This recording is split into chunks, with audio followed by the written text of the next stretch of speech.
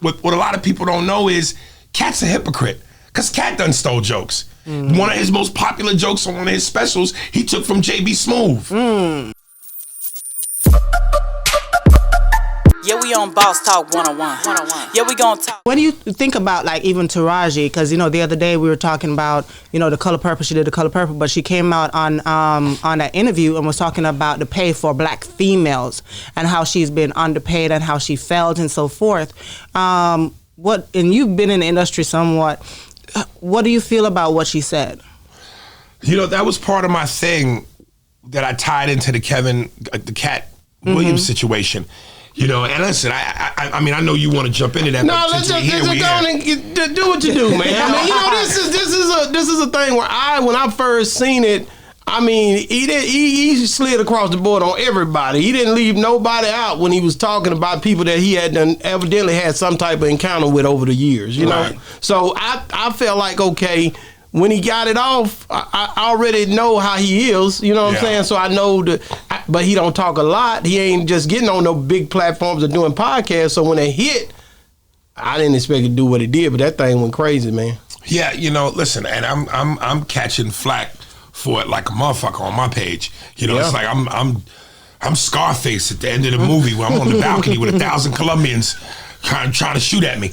You know what I mean? But I stand on what I said, and you know, I feel like, honestly, part of the reason why people are upset or there's the backlash is because they see themselves in that mirror that I'm pointing in their direction. Yeah. You know, and my original point was, you know, listen, there's a reason why the saying exists within the black community, crabs in a barrel. You know what I mean? And slavery has done such a number on us that, you know, rather than just come together the way that we should for the betterment of us, this is what we do. We love drama. We love gossip. We love this bullshit. And my whole point was, and still is, this is a news cycle. And when people say things like protect Katt at all costs, and he's the GOAT, and I said on my post, everybody is the GOAT to their fan base. And I'm not going to dilute him being your GOAT. If that's your GOAT, I applaud it. He's a talented motherfucker. He's one of the best in the game. So I can understand that subjective feeling. But you said Richard Pryor is the GOAT. He's the GOAT. But GOAT talk aside, my thing was, when you go protect him at all costs, let's have some perspective. He didn't turn the world on his axis. He's not curing cancer. He's not curing AIDS. He's not solving racism. He's not solving black poverty. So when you say protect him, what are you protecting him about? And you go, well, he told his truth.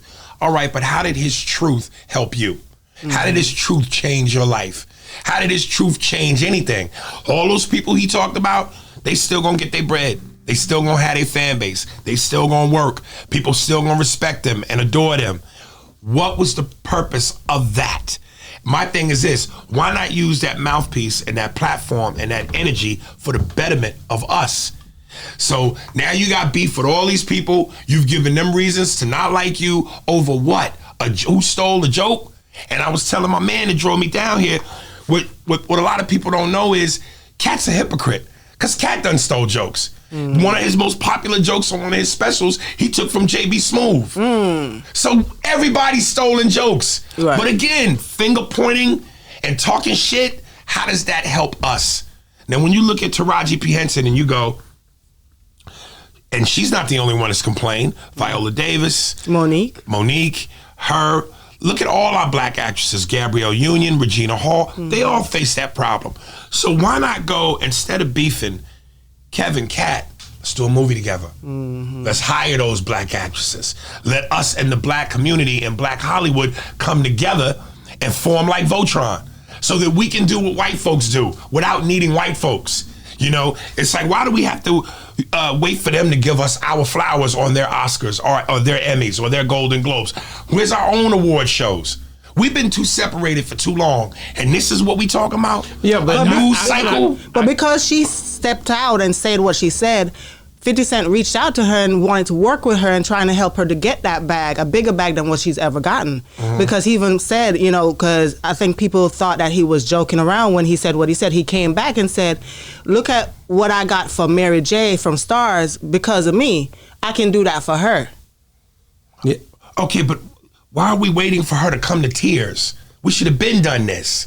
You know, that studio called DreamWorks that's made up of David Geffen, Eisenberg, and Spielberg. Where is our DreamWorks? Yeah, we got Tyler Perry, but that's all we got. That's all we got. We got billionaires. We got Oprah. We got Jay-Z. We got Michael Jordan. Robert Smith. We got Magic Johnson. Robert Smith. When are we going to come together so that we can build our own empire to amass our own wealth and then take that money and funnel it back into our communities so that we could be like Tulsa, Oklahoma again before the massacre and the riots and the murders? That's true. Why are we focused on a gossip high school type beef over jokes when we got black women in our industry crying about unfair treatment and pay? But, what are we doing? But you can't. I got to be the devil's advocate because you've had beefs or different situations with different people that you've said this or that about, whether it be whoever, Faison, all y'all back and forth, all y'all have done. You and Mike, I seen the thing where you was just joking and y'all had a little joking back and forth, you know, deal. But all I'm saying is, that's the way, looking from the outside looking in, it's like all of y'all are comedians and y'all have all had y'all day, you know, where y'all went back and forth with each other. He just came out and just slid across everything that he ever thought he had an issue with. Okay, but what did it change? How did it move the needle? How did it move us forward? And if people really paid attention to my post, I said in the post, yes, I'm guilty of doing the same thing. Yeah. But I'm also 45. I'm tired of being a 45-year-old, 15-year-old. Yeah. At what point do we grow up? Grow up. That's real. But what you saying that? But what you saying that? I look at a different perspective of it. I hear a lot of people say the reason why I do stand-up comic, yes, it's also to make people laugh, but it's my cheaper way of having therapy. Instead of going to a therapist, I come out here and tell all my business, everything that I go through and laugh about it. I get it off my chest. That's what rappers do. They put in their music and just let it out. So in my mind, he's been holding all of this for so long, so when he came on, it didn't benefit nobody, but for him letting it go to the world, maybe that helped him mentally. I don't buy that for one bit. I was looking at it from the other end. It sounded good though.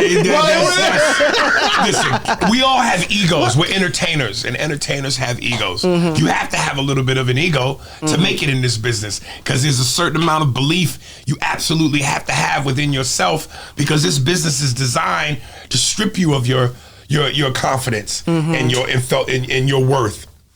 So in order to fight that, yeah, you got to be a little arrogant. But I believe most of that is ego driven.